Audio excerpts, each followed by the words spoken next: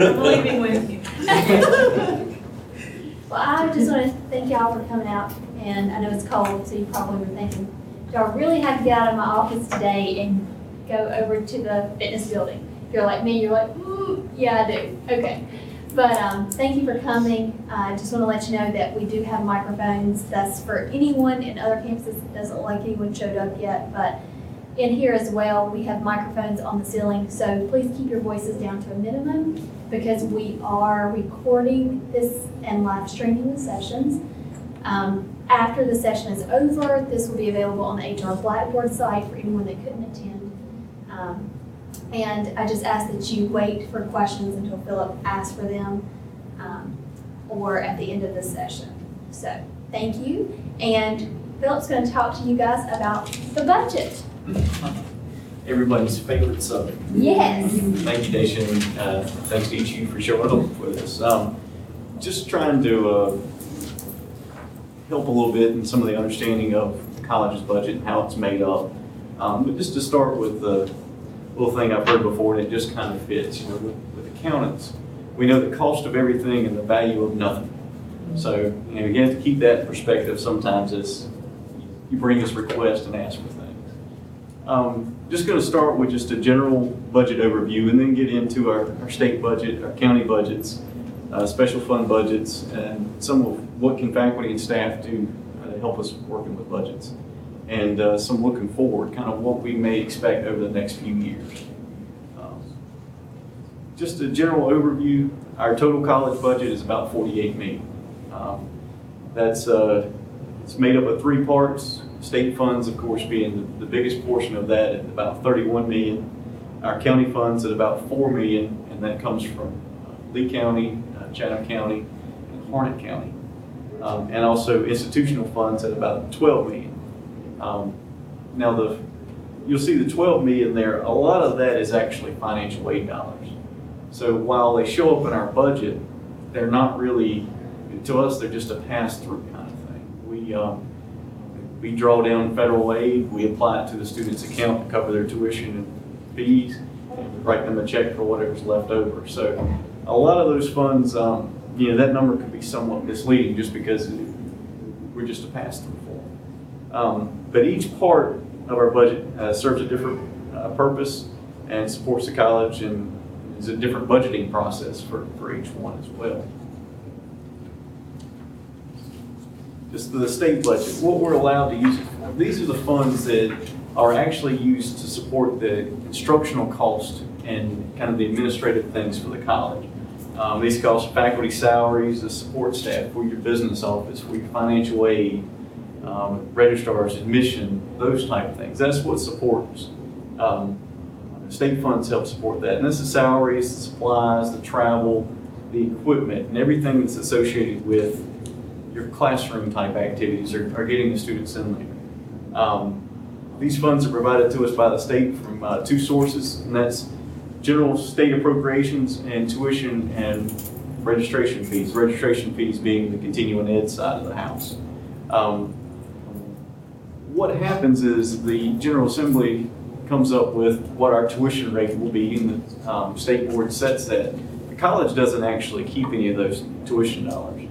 Once we collect it from the student, we put it into a sweep account that each night transfers it directly to the state. Then at the end of the month, or throughout the month as we're requesting cash to pay our bills, we're pulling down from the state. And that's a mixture then of general tax dollars plus student tuition fees. Now what you probably have noticed through the years is the tuition rates continue to rise. So in effect what's happening is the students are paying a larger portion now of their education than they did before. In 10 years that rate has basically doubled, maybe a little bit more per credit hour. So that's, it's shifting more of the burden back to the student. Of course, there's also been more financial aid dollars and more things like that available for them, but it still has an impact on our students and something that we definitely have to be careful about. And it's one of those things we don't have any control over, other than just in working with the General Assembly to help them understand the impact that it does have on our students. Okay. The allocation, General Assembly, we got them here. General Assembly is responsible for developing a budget for the state every 2 years. It actually starts with the governor's proposal, but in recent years that hasn't been as much. They put something together and it kind of gets a starting point. But the General Assembly is really the one that develops it and is the one that gives it final approval for it. It's a 2-year budget. So last year they passed a 2-year budget for us. What typically happens in the off year is General Assembly will meet and they'll make little modifications to the budget. And that's what we're anticipating this year, is for them to come back to Raleigh and make some minor changes. What I heard yesterday on a conference call was they're only planning to be in session maybe 3 weeks this year. So in 3 weeks, there's probably not going to be a lot of changes that are made, which from our standpoint, that means we have to get our word out on what our budget needs are, what impacts some of the things that have happened to us over the past few years have had much quicker. We're just not going to have that long when they're in session to get that information to them. So a lot of the presidents and board members and other folks are out actively talking to the General Assembly members now, trying to get them aware of some of our issues. So that off year can be interesting. In years past, it's lasted as long as the long session, if you will. But it just depends on the General Assembly members and what their leadership has the desire for. And now the college does not actually submit a budget request to the General Assembly or to the system office from state funds or for anywhere. That actually happens as a community college system as a whole. And it typically starts with the President's Association. They work with the system office and the state board and start to develop priorities for what they want to do as far as in a budget request, the things that are impacted. That request is then what's submitted over for consideration, or in some cases for throwing it away. But that's actually where it starts. This year, what they're focusing on, in our past year's budget, we had, as a system, there was $42 million in what they call non-recurring funds. Those were funds like for equipment, for other things that they gave as a one-time piece of money. Well, in the second year of our budget, those funds are not there. So the state board and the President's Association, they're trying to work on ideas that those funds can then be reinvested back into the system rather than them just going away. And that's one of the problems. You have recurring funds, which are our amounts we earn per FTE for students. Then you have these non-recurring, which can be different grants. These can be additional equipment dollars, things like that. And so, of course, we always try and fight to have things be recurring because we want them to keep coming back every year. We're not always, that lucky, but that is typically the intent there. The goal is to have a budget in place prior to July 1st of each year. In years past, I've seen September, October. I mean, it just depends on what's going on.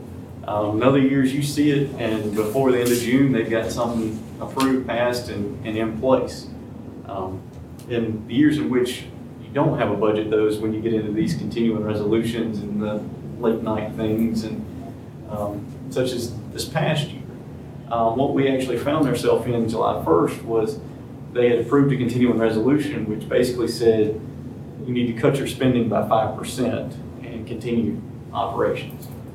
So they can put anything in there they want.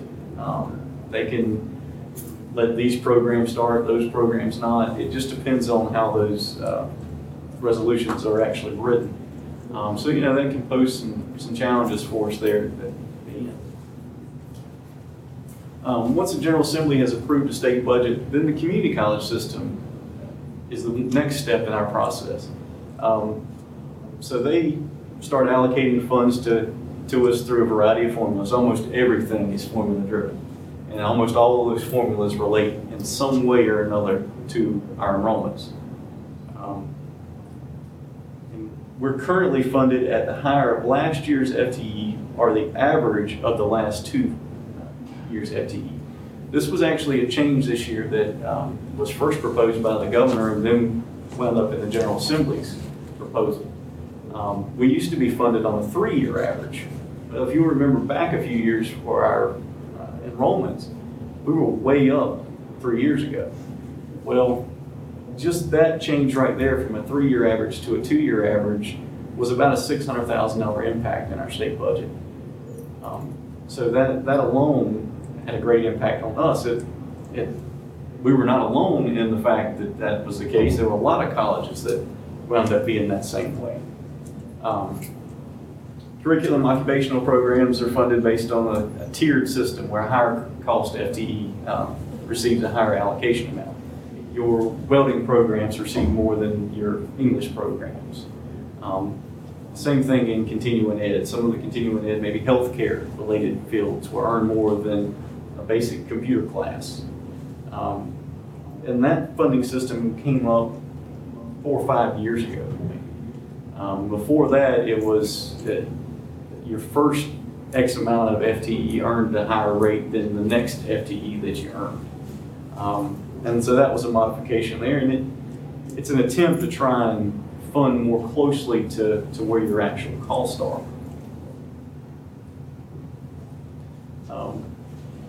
Funds are actually allocated for a specific purpose by the community college system.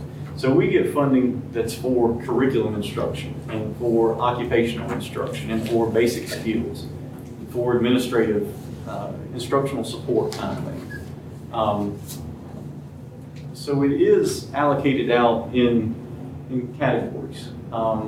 They have relaxed a lot of the rules on transferring between sources. It used to be if you were going to transfer from curriculum instruction, you could only do 2% of such and such up to this amount, and they got into these real complicated kind of things.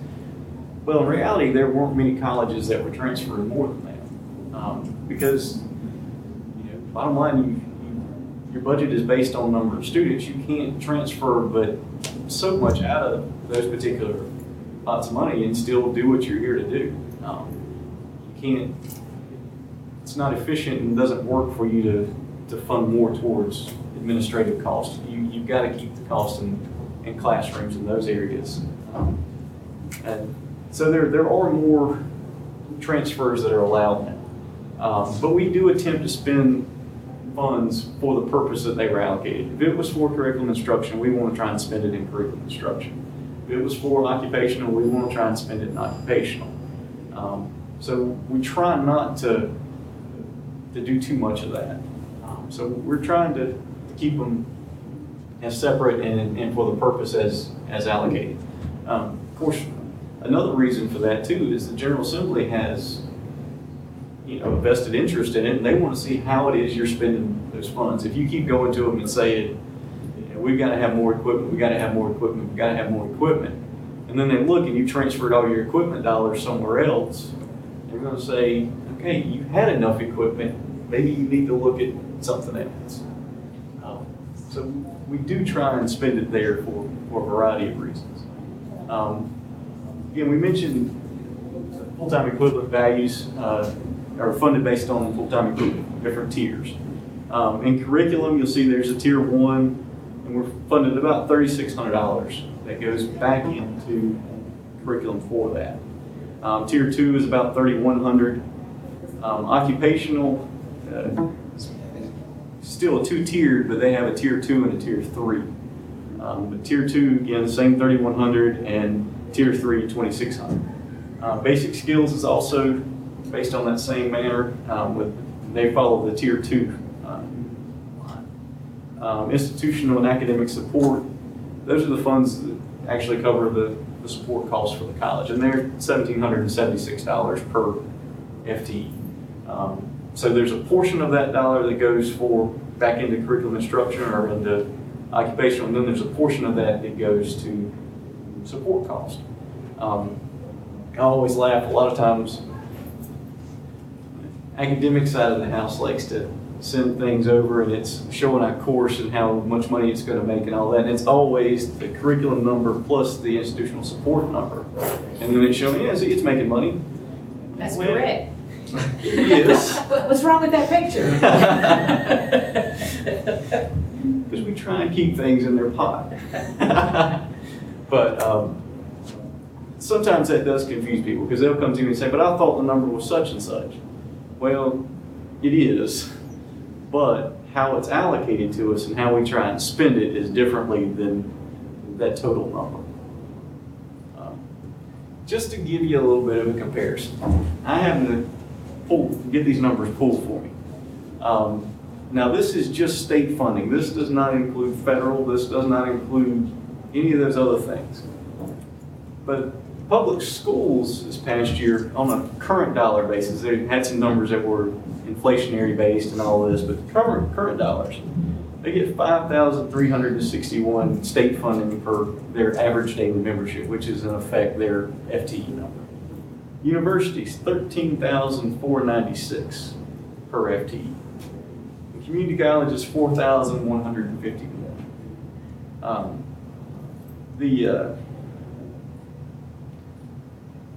I think there's sometimes a reason why universities may get picked on a little bit. But another piece there too that's, this is bad enough, but then when you think about the FTE numbers for universities, I believe it's based on a 12-hour semester. So ours is based on a 16, theirs is based on a 12, and they're funded at 3 times. So, it's a different world we live in than maybe some of the other groups. So this is, in some ways, it's helped us with General Assembly and with other members because we are doing more with less funding per student. But we don't always have the nice athletic tickets and things like that that maybe assist in some of that, or at least may have in the past. But I always like to try and show a little perspective when it comes to how we're treated versus other educational systems. Just some more general things on the state budget. We have to spend them by June 30th. If we don't spend them, they go back to the state. So, if sometimes people think the village office just doesn't want to spend money, or we're trying to hide this, or trying to do that. It doesn't do us any good. We send it back to the state. Now, you can argue a lot of different sides to that maybe that's not the most efficient from a state standpoint and all that, but it is what it is. We're playing within the system that we have. But funds are going back. We'd much rather spend them on something to have here. Another thing, we cannot prepay for any items. If it is not here on June 30th, we can't pay for it. So that creates some challenges at times. Equipment funds, they typically can be carried over from year to year, but it is a very dangerous game you play with that. In years past, it was clockwork. I mean, it was automatic. They transferred over. If something didn't come in, fine, you could pay for it at July 1. You were fine to do it. Then a few years back, a little recession hit, and those automatic things just didn't quite happen. There were colleges that lost millions of dollars because of having equipment carryover that didn't carry over anymore. So it really has kind of gotten to a point where you try and spend everything you have that year and not leave anything left on the table because it's hard to go in and argue for more money too when you've still got money left on the table. And it's hard because I can guarantee everybody in this room can tell me 100 things that you could use in your classroom or use in your office or use wherever, and then for us to send money back, I mean, that we don't want to do that either. One of the things too that we get hit with almost every year is budget reversions. Beginning of the year, they typically give us some number. This year, they told us 1%, that we should plan for at least a 1% reversion. They're caused by one of two issues. One of them being when the General Assembly set their budget and they set projections for what the general fund revenues would be, they set them higher than what actually happened, or if the economy didn't do as well as they thought, or you had a recession, or any number of factors like that, and it causes those tax revenues to be lower. Of course, from a state standpoint, those tax revenues are mainly individual income tax, sales tax, corporate tax, and then there's some estate, some other things that kind of factor into it. But as you can imagine, if the economy is going down a little bit, sales tax goes down. If employers aren't hiring as much as people thought, your individual income tax collections go down. So those different pieces all factor in there. The other being collecting less tuition receipts than what the General Assembly projected for us. Again, we try and argue a number with them, the state standpoint that, if you set tuition here, here's about where our tuition receipt should be. They, of course, want the large number. We, of course, want the small number, and we try and negotiate somewhere in there. But depending on what enrollments do in colleges, that can have an impact. Like this year, overall for the system, enrollment is down. So tuition receipts are down compared to where they were projected to be. So we're told we're going to hear about that reversion and what we're going to have to do with the 1% we've been holding after Thanksgiving, because typically fall to spring they've got a pretty good estimate of what will happen as far as tuition receipts. But now that the fall's getting close to wrapping up, they're getting a pretty good idea of where we'll be as far as tuition receipts. But you can have schools that vary widely in there. You can have a few of the really big schools that are growing at these astronomical percentages, and everybody else can bring that number down, and so they have a reversion in the year in which they're growing. Or you could have the opposite. You could have all the small schools growing and the big schools down, and it just creates this, it creates a challenge for you in those years. But I think I've been with the system now for a little over 10 years, and I want to say 9 out of those 10 years we've had to revert dollars. So I mean, it's an every year thing. Now, there have been some years that have been much worse than others, and the years of the furlough and all that other mess that came out. But you have things like that happen, you kind of react. But almost every year we have some form of reversion before it's over. Before I move on to the county, on the state budget, are there any other just questions on kind of what we covered there? And in a little bit, we'll get into some of the looking forward, kind of what can we do at the college to help out with some of our budget challenges. But for the years you get hit with a bigger reversion than you were told to prepare for? Those are, that becomes a challenge. You have to go back and start doing some of the spending cuts. You do some of the, only for instructional, the travel can't be unless it's related to job duties. You have to really start cutting back on some of those things to make up those dollars. And implementing those is a challenge unless it's mandated to you. Because nobody wants to hear that. It starts, it creates problems. But we have had those years, and hope not to have them, but I'm sure we will. So I have a question. The full-time equivalencies, is that based off of a student who is coming to our institution for 16 credit hours? Is that how it's based? Is that what a full-time equivalency is? For curriculum, it is one student taking 16 hours in both the fall and the spring. Okay. So it's 512? Yeah, 16 times 6 for 16 weeks times 2. And for occupational, it's one student taking fall, spring, and summer, and it's 588, 688, something like that. I think it's 680. 688 hours of instruction that they would have.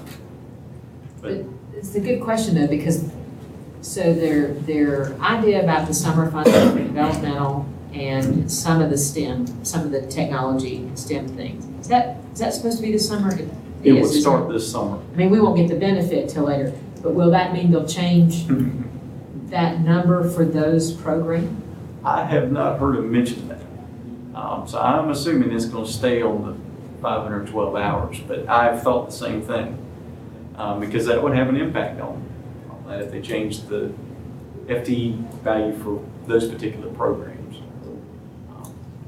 But my understanding was that it was going to still be the 512. Because it's not, I mean, it's a small number of things that we can do that.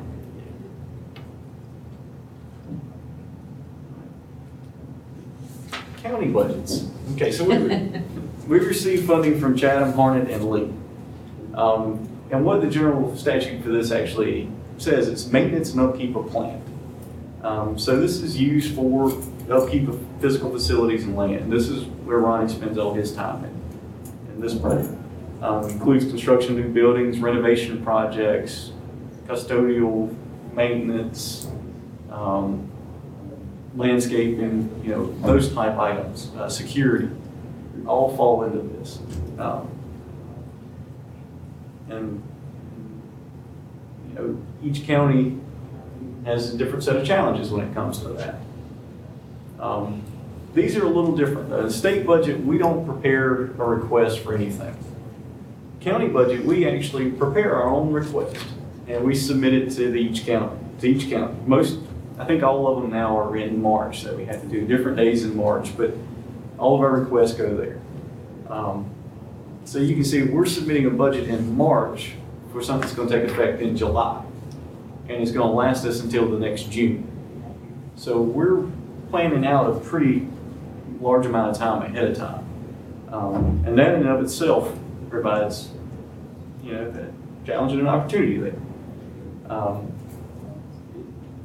Put this in here, it's very important we know of any repair renovation projects prior to submitting our budget request. Sometimes we don't always think about that. I just want to change this office to a conference room, or I want to modify this to that. Well, that's actually coming out of county funds rather than state or some other type. And we submitted a request sometimes a year in advance of when that happens. And so it makes it hard for us to be able to meet some of those needs. So we do try and plan those out quite a bit ahead of time. Okay.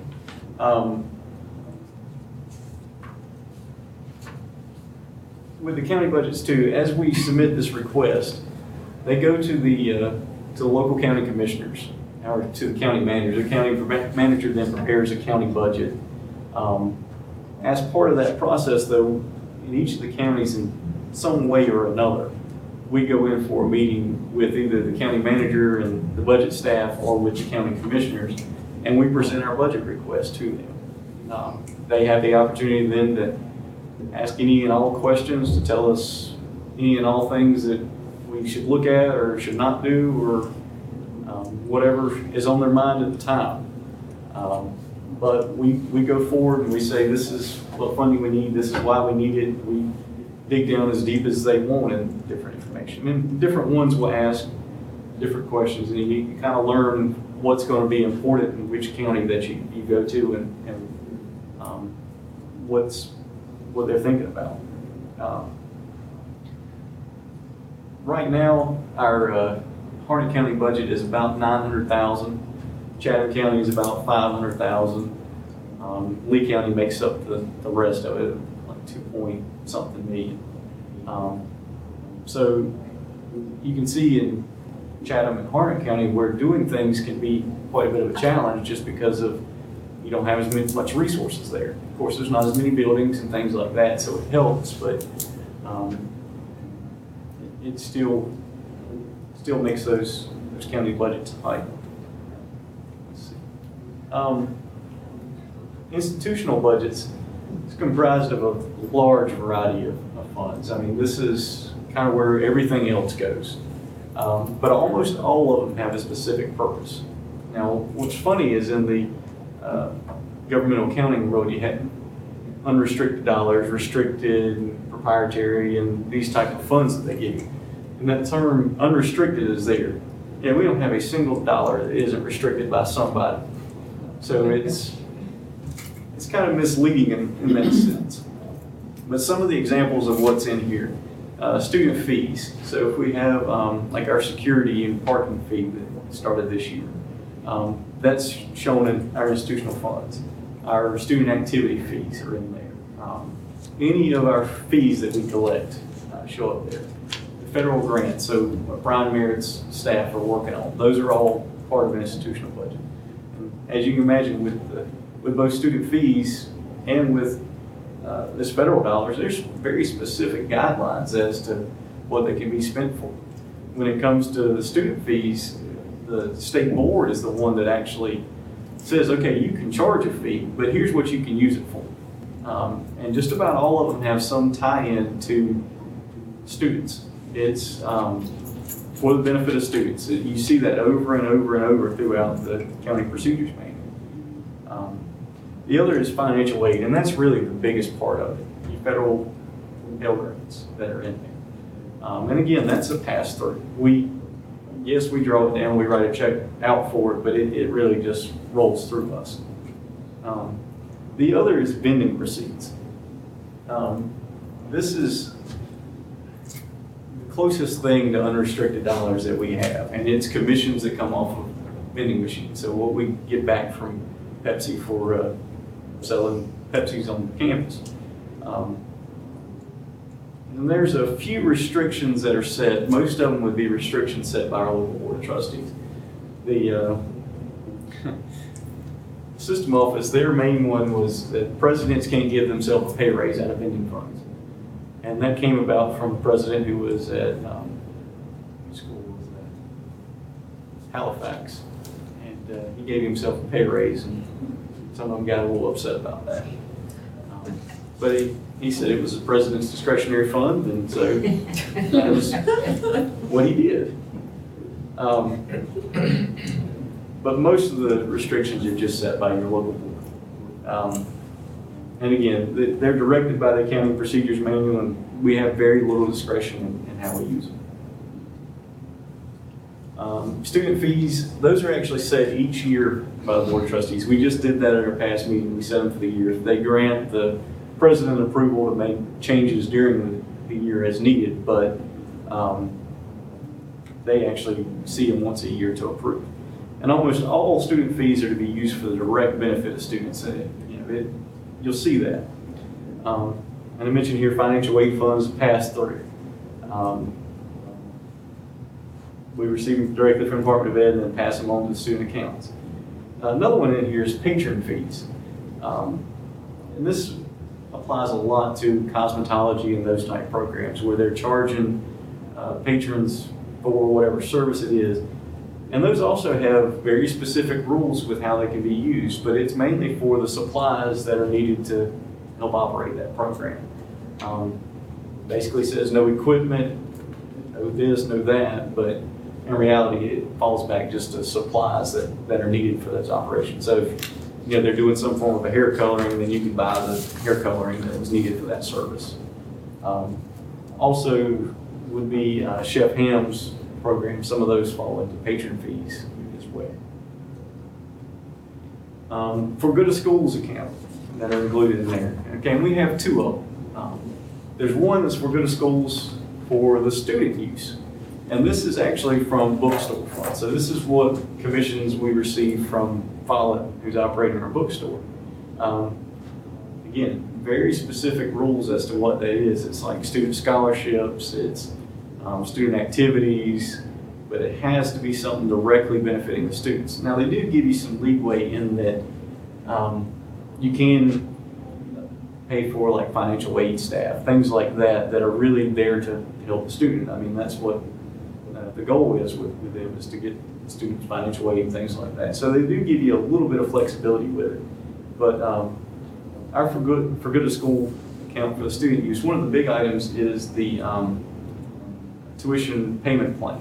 there's a fee that the students would be charged for that service, but the college pays for that in an effort to help them in some way. So that's one of our biggest items that comes out of For Good of School for student use. For Good of School's public related, again, these are our vending machine receipts. And it has a whole lot less limited restrictions than others. But for events, say that we're going to have food, that's where these have to come from. So you can see it doesn't, we don't generate that much off of vending commissions because we'd be charging $15 a drink or something if we try to do that. But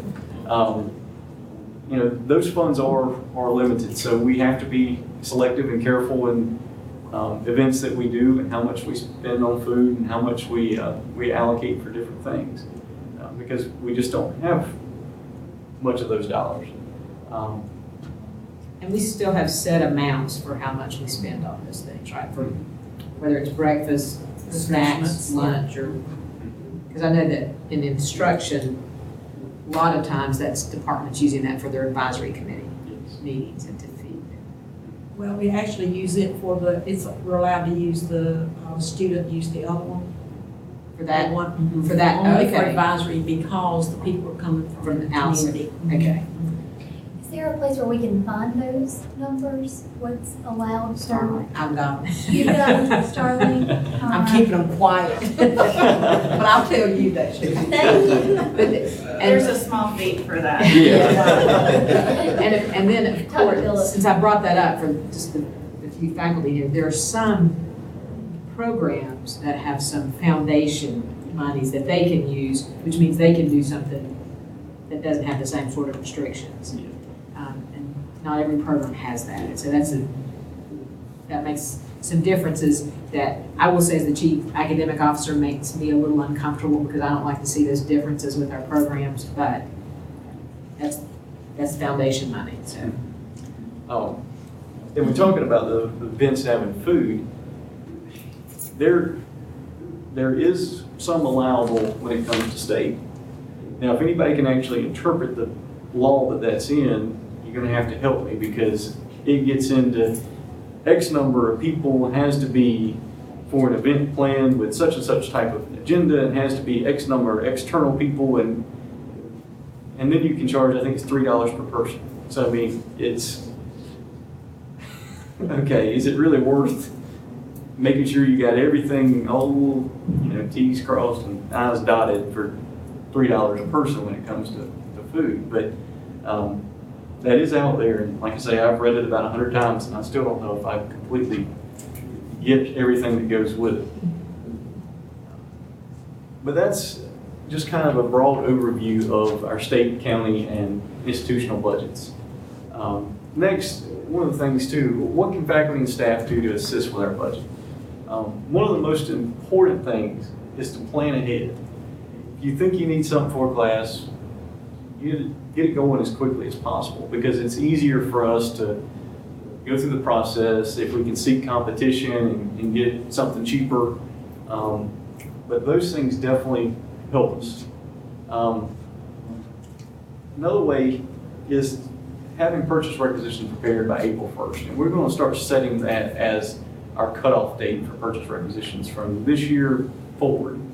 We're just going to set it as April 1st. We've done April 15th, we've done April 7th, we've done all different dates. We're just going to set April 1st, and that's going to be it. So that way we can hopefully eliminate some of that confusion from year to year to year. Well, last year it was here, this year it's here, okay, well, we're just going to try and set it and just say it's April 1st.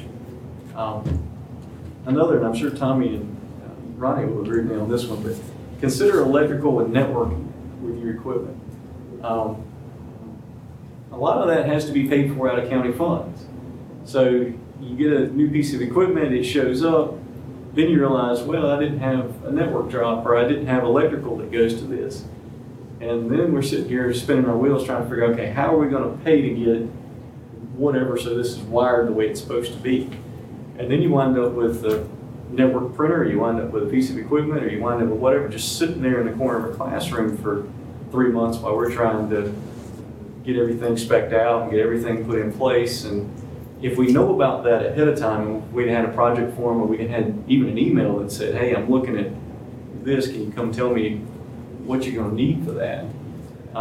We can go ahead and start getting that ball rolling a little bit earlier.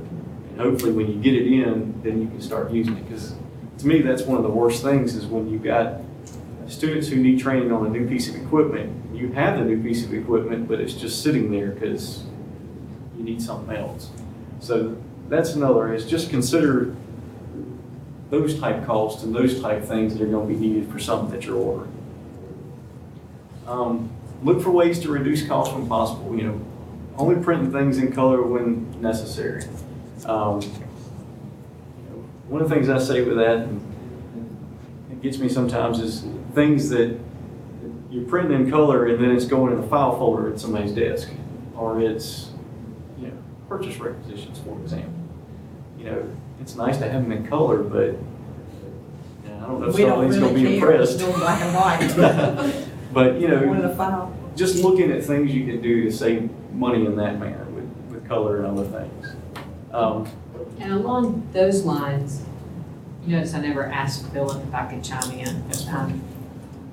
The more we can get electronic with that, and I know we're working on some of those things, the faster, you know, even I'm looking at Ronnie, that move a something form that we have, that folks have kind of made it electronic because they'll send it, copy it, and copy everybody and say, do you approve? But it'd be really nice if we could work on fillable forms, and we have some folks who can help us with some of that. We just kind of needed to We get had a it. meeting about We that this actually morning. met this morning. It's coming. We knew you were gonna bring it up. Okay, good. All right. But I mean, that's great. Things you can do electronic. You know, one, they speed up the process. The other is they're a lot less expensive. But another, not stockpiling supplies for years and years and years in advance.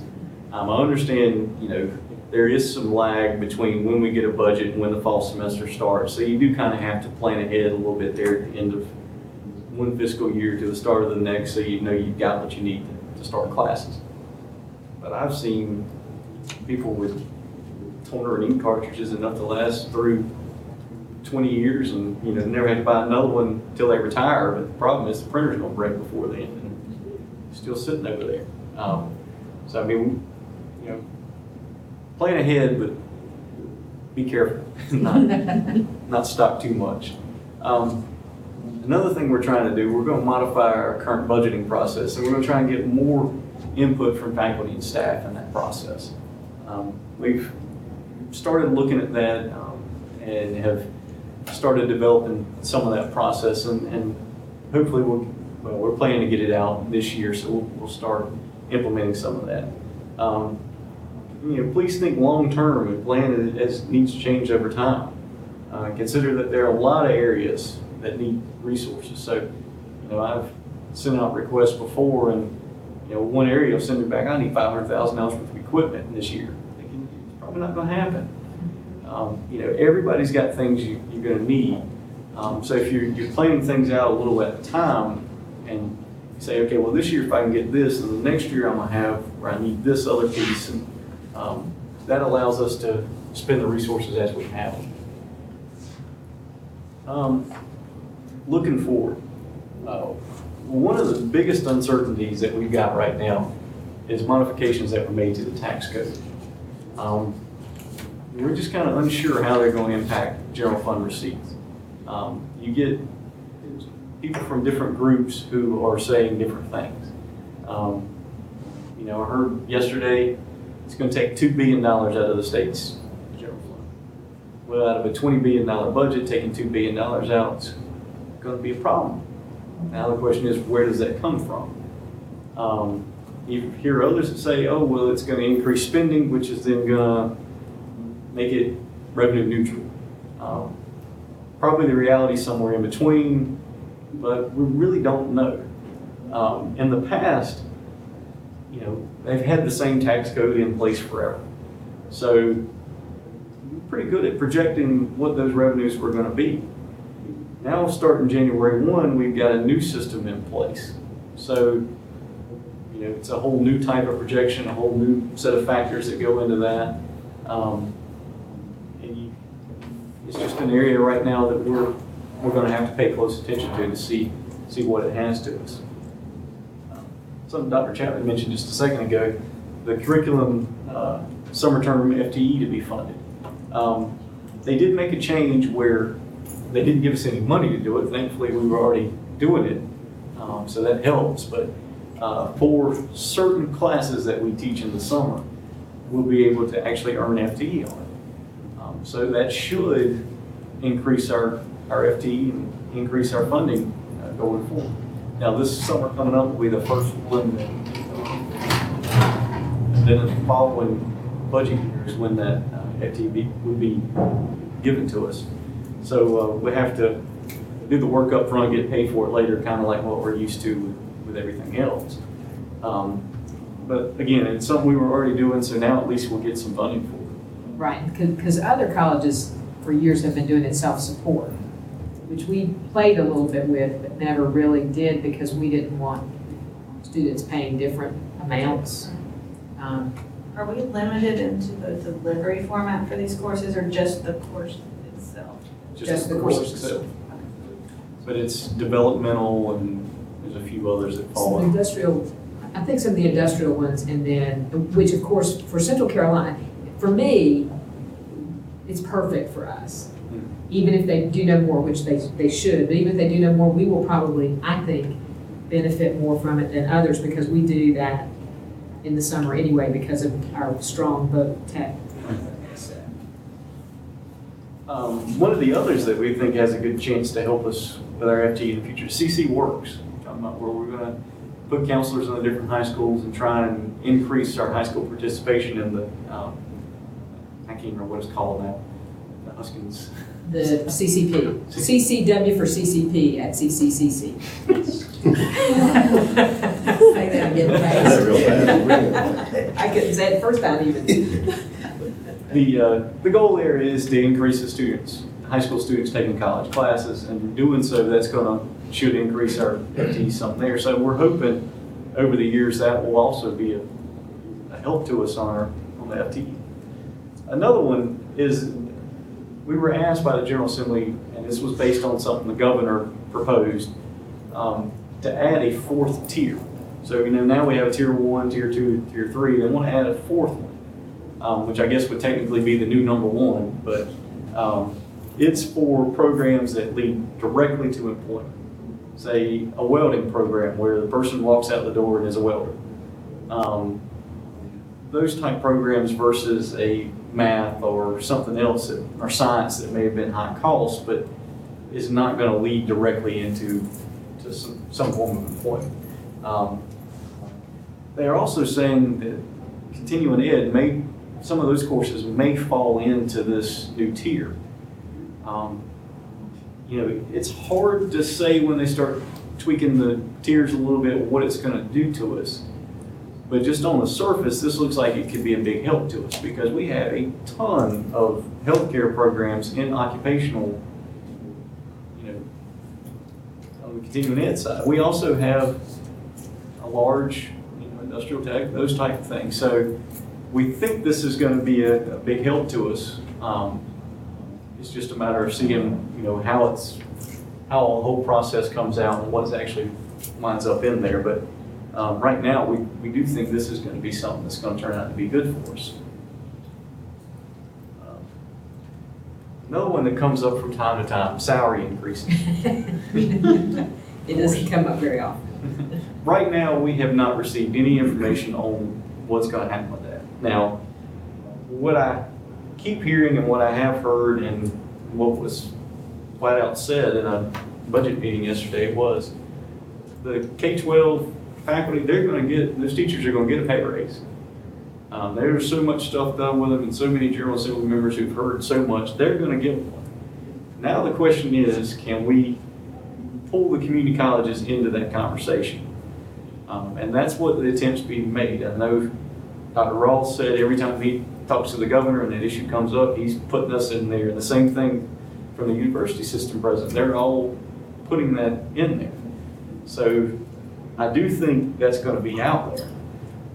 Another thing that in the past has helped us, I don't know what impact it'll have now. In election years, typically there's been a pay raise for state employees. You go back and look, there's been something, whether it be a bonus